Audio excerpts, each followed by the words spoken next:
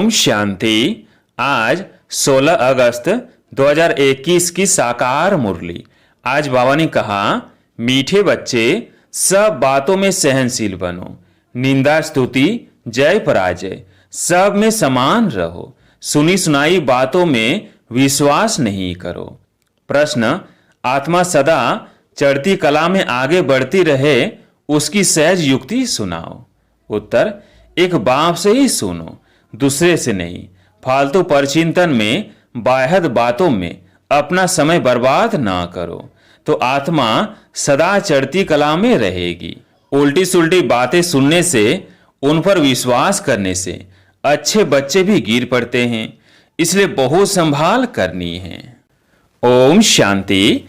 मीठे मीठे बच्चों को अब स्मृति आई है कि बरोबर आधा कल्प हमने बाप को याद किया है, जब से रावण राज्य शुरू हुआ है। ऐसे भी नहीं कोई पूरे आधा कल्प याद किया है, नहीं, जब जब दुख जास्ती आया है तब तब याद किया है। अभी तुमको पता पड़ा है कि भक्ति मार्ग से हम उतरते आए हैं। ड्रामा का राज बुद्धि में है, मुख से कुछ कहने का भी नहीं है। हम उनके हो गए, इसलिए जास्ती ज्ञान की दरकार नहीं। बाप के बने तो बाप की जायदाद के मालिक हो गए, कुछ कर्मेंद्रियों से करने का नहीं रहता। भक्ति मार्ग में भगवान से मिलने के लिए कितने यज्ञ तप दान पुण्य आदि करते हैं। जहां भी जाओ सब जगह तीर्थ मंदिर अथाह है।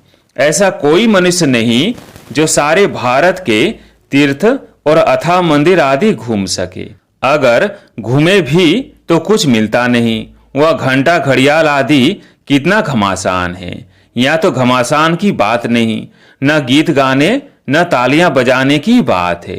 मनुष्य तो क्या क्या नहीं करते हैं, अथाह कर्मकांड है। यहाँ तो तुम बच्चों को सिर्फ याद करना है और कुछ भी नहीं।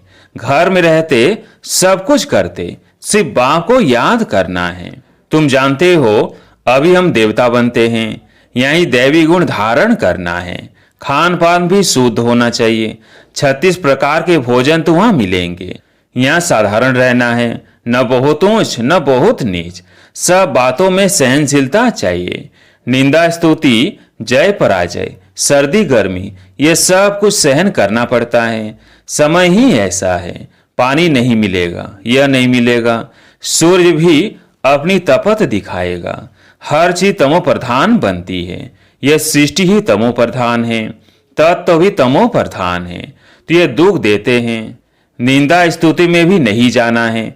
बहुत है जो झट बिगड़ पड़ते हैं। किसने उल्टा सुल्टा कुछ किसको सुनाया, क्योंकि आजकल बातों की बनावट तो बहुत है ना। कोई ने कुछ कहा, तुम्हारे लिए बाबा यह कहते हैं कि इनको देह अभिमान है, बाहर का सो बहुत है। यह किसी ने सुनाया, बस बुखार चढ़ जाएगा, नींद भी फिर जाएगी। आधा कल्प भी झट बुखार चढ़ा दे, झट पीले हो जाएंगे। तो बाप कहते हैं कोई भी ऐसी बाह्य बातें नहीं सुनो। बाप कभी भी किसकी कोई की निंदा नहीं करते हैं। बाप तो समझाने लिए ही कहते हैं। उल्टी सुल्टी बातें एक दो को सुनाने से अच्छे अच्छे बच्चे भी बिगड़ पड़ते हैं। तो ट्रेटर बन बाह्य बातें जाकर एक दो को सुनाएंगे। भक्ति मार्ग में भी कैसी कैसी कहानियां बनाई हैं। अभी तुमको ज्ञान मिला है तो तुम कभी भी हे राम व हाय भगवान भी नहीं कह सकते। यह अक्षर भी भक्ति मार्ग के हैं। तुम्हारे मुख से ऐसे अक्षर नहीं निकलने चाहिए। बाप सिर्फ कहते हैं, मीठे लाडले बच्चों आत्म अभिमानी बनो। कितना प्यार से समझाते हैं। किसकी भी बात नहीं सुनो, फालतू पर चिंतन नहीं करो। एक बात पक्की कर लो, हम आत्मा है। आत्मा अविनाशी है, शरीर विनाशी है। आत्मा ही संस्कार धारण करती है। अब तुम बच्चों को आत्म अभिमानी बनना है। द्वापर से तुम रावण राज्य में देह अभिमानी बनते हो, इसलिए अब देही अभिमानी बनने में मेहनत लगती है। घड़ी घड़ी बुद्धि में यह आना चाहिए कि हमको बेहद का बाप मिला है। कल्प कल्प बाप बरसा देते हैं, अब उनकी मत पर चलना है। उनके लिए गायन है, तुम माता पिता। वह सब संबंधों का सुख देने वाला है, उनमें सब मिठास है। बाकी और मित्र संबंधी आदि दुख देने वाले ही हैं। एक ही बाप है जो सबको सुख देने वाला है। रास्ता भी बिल्कुल सहज बताते हैं कि अपने को आत्मा समझ मुझ बाप को याद करो। बाप समझाते हैं यह कोई नई बात नहीं है। तुम जानते हो हर 5000 वर्ष बाद हम ऐसे बाप के पास आते हैं। यह कोई साधु संत नहीं है। तुम कोई साधु संत आदि के पास नहीं रहते। बाकी हाँ, बाप कहते हैं प्रवृत्ति मार्ग के संबंध से तोड़ निभाना है, नहीं तो और ही खिटखिट हो जाती है। युक्ति से चलो। प्यार से हर एक को समझाना है कि देखो अभी विनाश का समय नजदीक है। यह आसुरी दुनिया खत्म होनी है। अब देवता बनना है, दैवी गुण यह धारण करना है। प्यार से समझाना चाहिए। देवताएं भी प्याज लहसुन आदि तो खाते नहीं। हम भी मनुष्य देवता बनते हैं तो हम ये कैसे खा सकते हैं? तुमको भी राय देते हैं ये छोड़ दो। ऐसी चीजें हम खाते नहीं हैं। अभी तुमको बेहद का बाप दैवी गुण सिखलाने वाला मिला है तो सर्वगुण संपन्न यहाँ ही बनना है। यहाँ बनेंगे तब फिर भविष्य नई दुनिया आएगी। यह ऐसे ही होता है जैसे रात के बाद फिर दिन होता है। अब रात की अंत में ही दैवी गुण धारण करने हैं तो फिर सुबह हो जाएगी। अपनी परीक्षा हरेक को आप ही लेनी है। ऐसे नहीं कि बाप तो सब कुछ जानते हैं। तुम अपने को देखो ना। स्टूडेंट ऐसे कभी नहीं कहेंगे कि टीचर तो सब कुछ जानते हैं। इम्तिहान के दिन नज़दीक आते हैं तो बच्चे खुद भी समझते हैं हम कितना पास होंगे, किस सब्जेक्ट में हम ढीले हैं। मार्क्स कम लेंगे फिर सब मिलाकर पास हो जाएंगे। ये समझते हैं तो इसमें भी अपनी जांच रखनी है। हमारे में क्या कमी है? मैं बहुत मीठा बना हूँ, सबको प्यार से समझाना है। हम आत्माओं का बाप परम पिता परमात्मा है, मनुष्य की बात नहीं। हम निराकार को भगवान कहते हैं। भगवान रचता एक ही है, बाकी सब है रचना। रचना से किसको वर्षा नहीं मिल सकता, कायदा नहीं है। अब सर्व रचना का सदगति दाता एक ही रचता बाप है। उसमें साधु संत सब आ गए है तो सब आत्माएं ना। हाँ, मनुष्य अच्छे बुरे तो होते ही हैं। पोजीशन ऊंचा नीचा होता है। सन्यासियों में भी नंबर वार है। कोई तो देखो भीख मांगते रहते, कोई को सब पांव पड़ते हैं। तुम बच्चों को भी ऊंच बनना है, बहुत मीठा बनो। कभी भी क्रोध से बात नहीं करनी चाहिए। जितना हो सके प्यार से काम लो। कहते हैं बच्चे बहुत तंग करते हैं, सो तो आजकल के बच्चे हैं ही ऐसे। प्यार से उनको समझाओ। दिखाते हैं कृष्ण चंचलता करता था तो उनको रस्सी से बांधते थे। जितना हो सके प्यार से समझाना है, या तो हल्की सजा देनी है। बेचारे अबोध है, समय भी ऐसा है। बाहर का संगदोष बहुत खराब है। अभी बेहद का बाप कहते हैं तुम्हें मूर्ति आदि रखने की कोई दरकार नहीं है, कुछ भी मेहनत करने की दरकार नहीं है।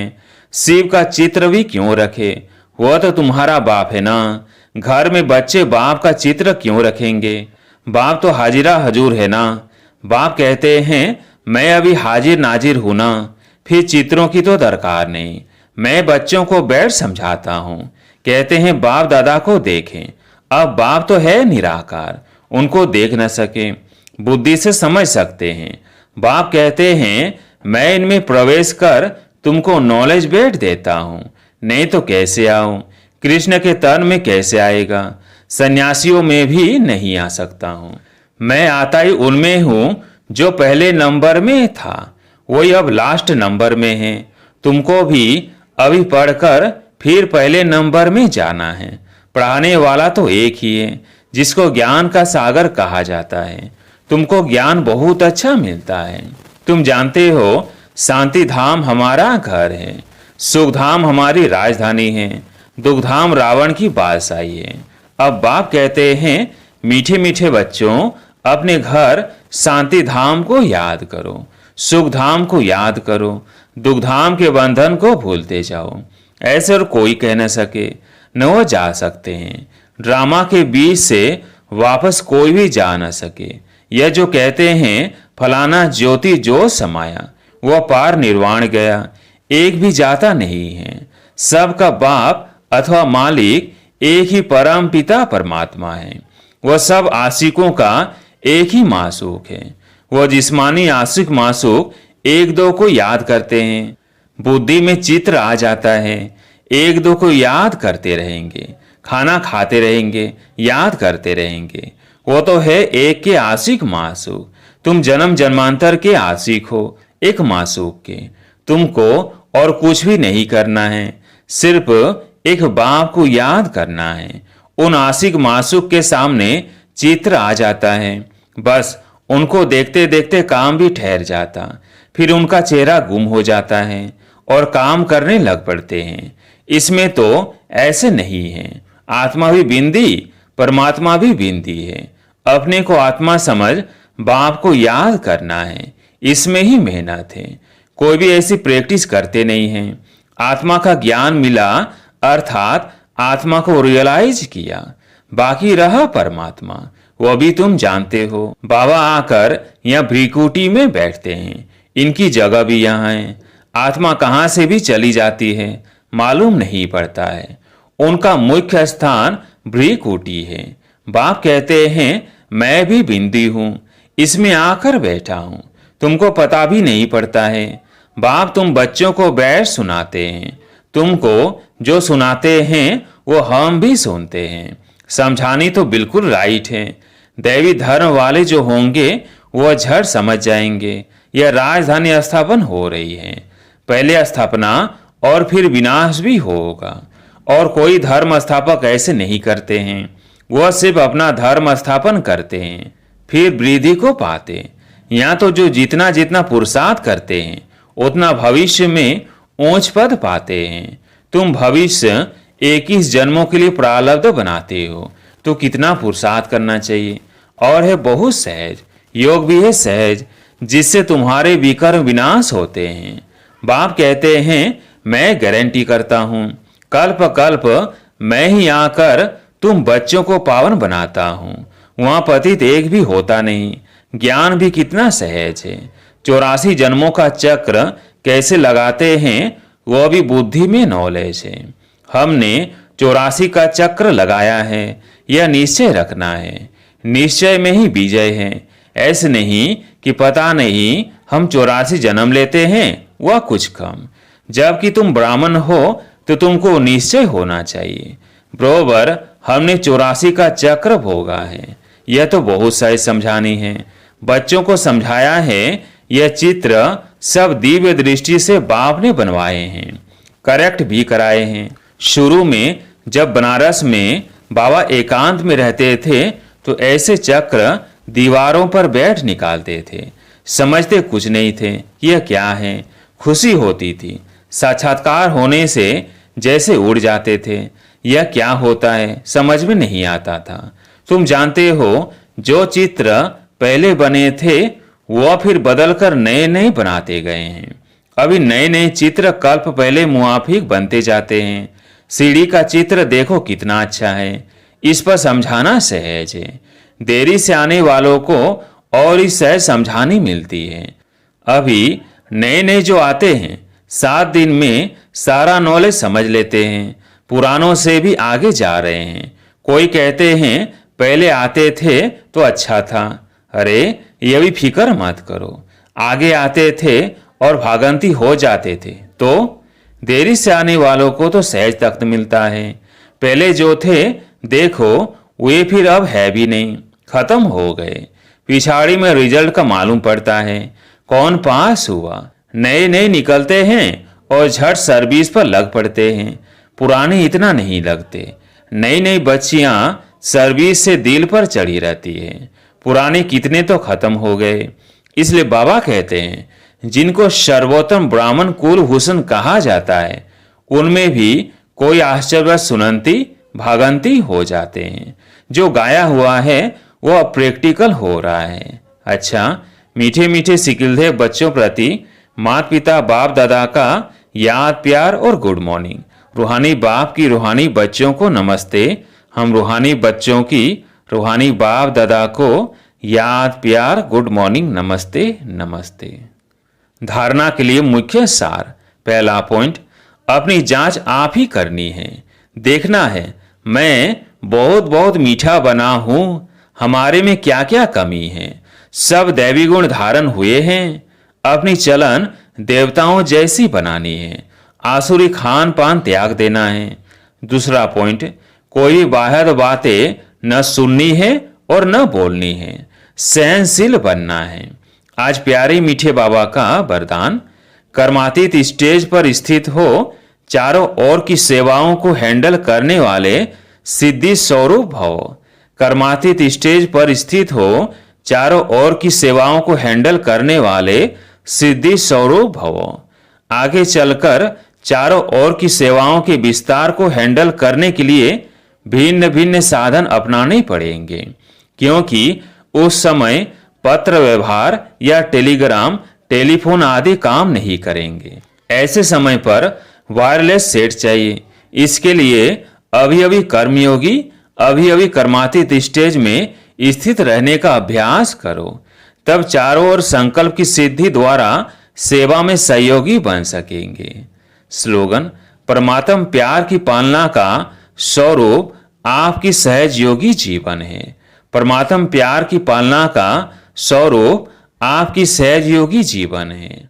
अच्छा, ओम शांति।